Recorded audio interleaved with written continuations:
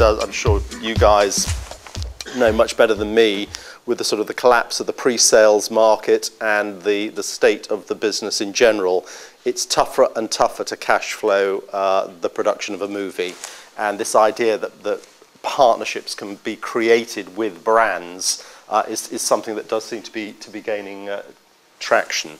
We're focusing, Filmtree is focusing on the UK film business, but we're also, the brands are international, the bigger brands are certainly international, and they're interested in looking for this kind of content, not just from the UK, Europe. I think France has got this massive indigenous film industry. I think 60% of the movies that are distributed and shown in France are local productions, which is an extraordinary figure. So we're starting to look at areas like that, but the focus, you'll be pleased to hear, is on the UK industry.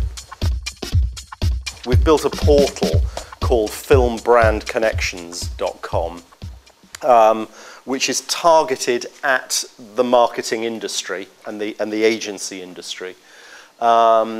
Really explaining to them what the opportunities in film are. And we launched the site at the beginning of February this year, and we had some sort of launch features, stuff about Ealing Studios. We've got a piece which just gone up there about Frame Store. We've got a piece about music. So we've got lots of features and more kind of tactical information that's up there about how brands can get involved in this space.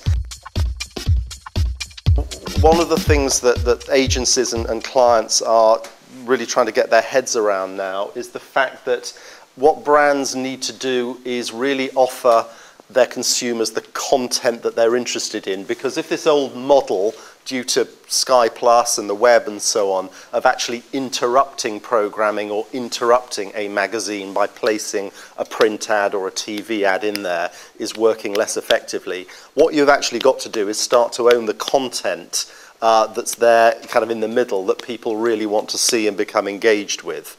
So this idea of brands, and this is why this whole marketplace of sponsorship has really taken off, in the last 5 years or so. It's actually getting into the content space itself. And of course, film is a small part, very small part of it. That's kind of the bad news. Nissan, interestingly, announced that they were going to shift their marketing spend significantly away from traditional advertising into, actually, they specified the word experiential, which is all about getting clients doing stuff with people, and they announced that they were becoming the sponsor of the automotive sponsor of the O2 Dome, in East London.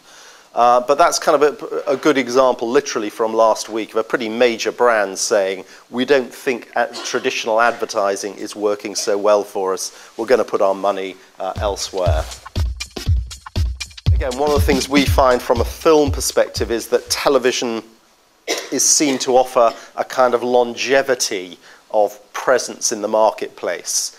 That film is still seen by brands to be that much more tactical. I mean, our argument when we go out there is to say, look, you can start a relationship with a movie the day it goes into production, or even before that. We can start generating content and involvement right the way through to the day that it appears on terrestrial TV.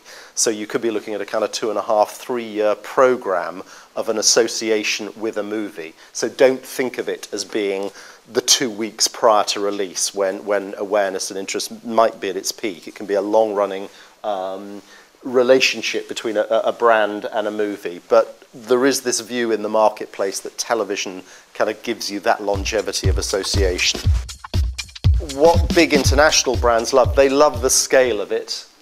They love the fact that they know that, with Iron Man 2, Paramount are going to be putting, 100 million plus of marketing dollars around the world behind that.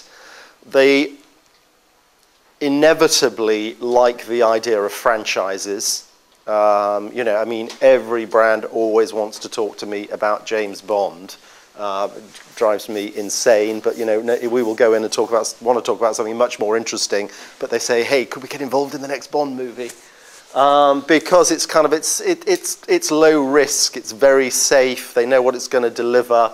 You know, the fact that they're one of a supermarket of kind of 15 brands involved in that film doesn't seem so important to them.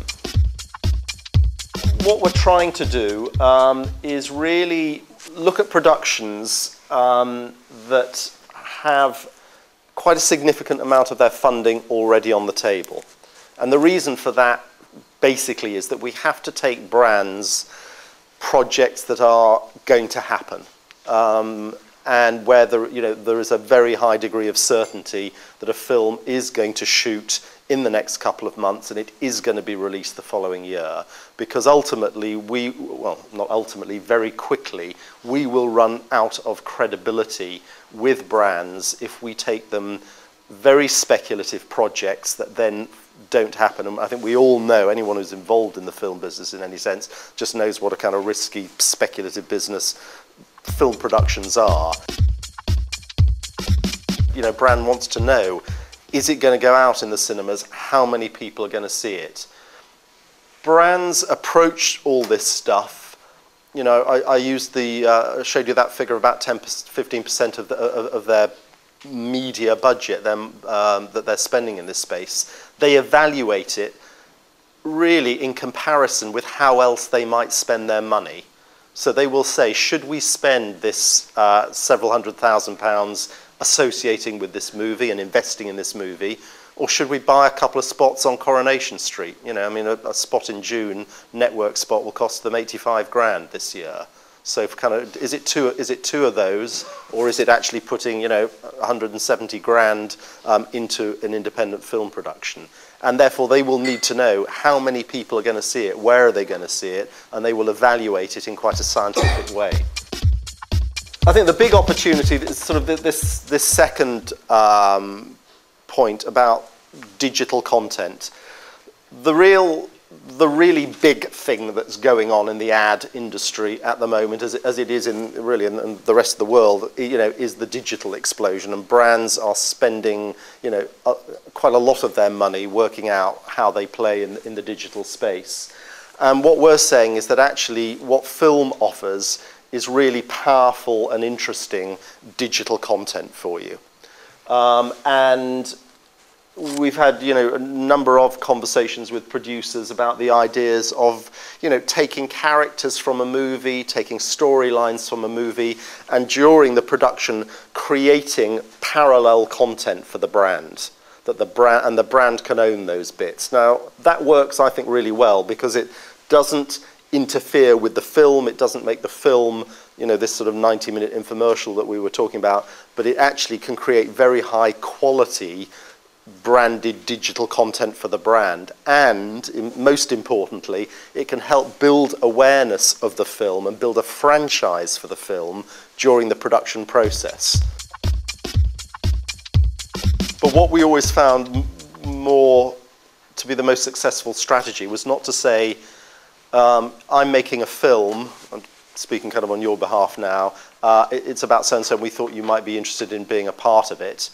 Actually kind of take a step back, think about, you know, what's this brand doing at the moment, what's its advertising campaign, you know, who's it talking to, and can I come up with essentially a kind of campaign idea that I can go and pitch to them.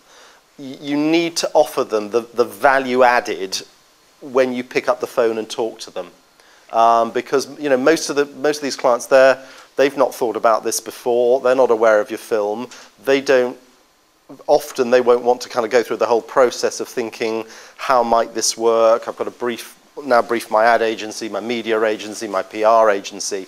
If you can have done some of that thinking and have come up with a great idea as to how their brand and your film already fit together, I think you've kind of done more than half the job sort of up front.